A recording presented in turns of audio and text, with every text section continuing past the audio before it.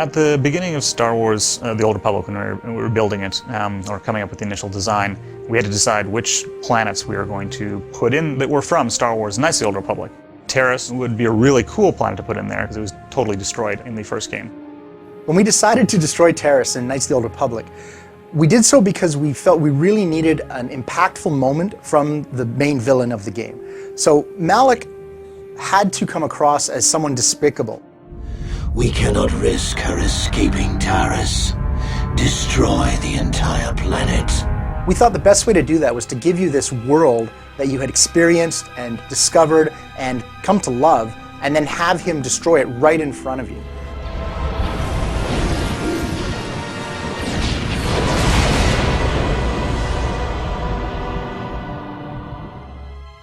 We're bringing it back in Star Wars The Old Republic. It's one of the major worlds in the game, and it hasn't been reconstructed, so it's still in ruins. And it's really cool because you finally get to see what happened, you know, hundreds of years after you left Taris, after it got blown up by Darth Malak.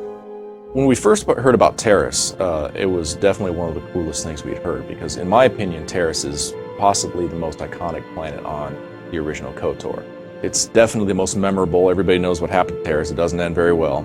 How do we sell the fact that Taris was a city planet, and then all these thousands of years later, what does it look like then? We were kind of balancing city planet destroyed along with, you know, it's kind of a swampy, what would it look like now? Because it's not just a bunch of ruins out there, it's actually a city planet that people are familiar with.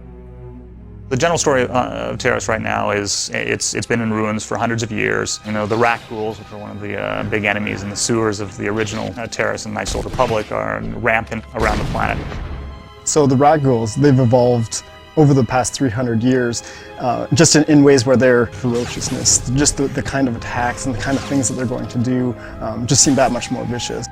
They're particularly challenging because they came from what were humans, so bipedal creatures, but because they're encompassed with this disease, you know, they're sort of bent over and twisted. And that was something that we had in the original KOTOR, and we wanted to bring that forward into TOR as well. You know, where our animators really shine is where they can use different references to various different kinds of animals and creatures. So the rat ghouls, you know, stem from kind of ape-like movements, almost like a big giant, you know, gorilla or something like that. And then, you know, how you'd mix that with a human and how it would move. The story of Taris and the Old Republic is a very interesting one.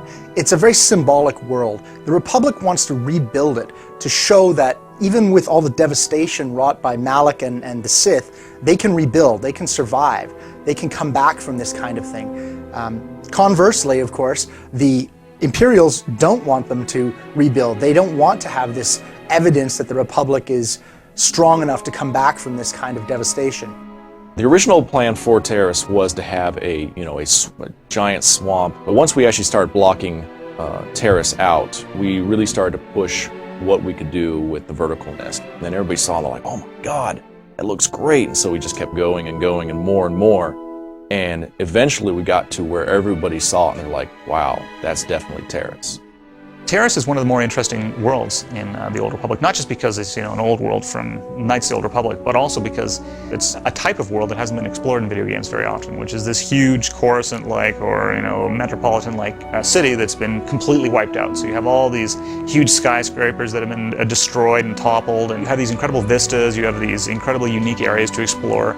It's just a very unique looking planet, and I think people are going to be impressed with it. I know that it's one of our favorite planets here on the team. One of the great things about the original Knights of the Old Republic games was players were able to make an impact on the Star Wars galaxy. They were able to leave their mark on this wonderful setting. And in the Old Republic MMO, we're trying to make sure we recapture that spirit, that importance of the player. So whether you're a Republic faction or an Imperial player, you are going to get a chance to make a real difference. You get to determine what is going to happen to this world, and it will be reflected in what happens in the game. Your choices actually make a difference.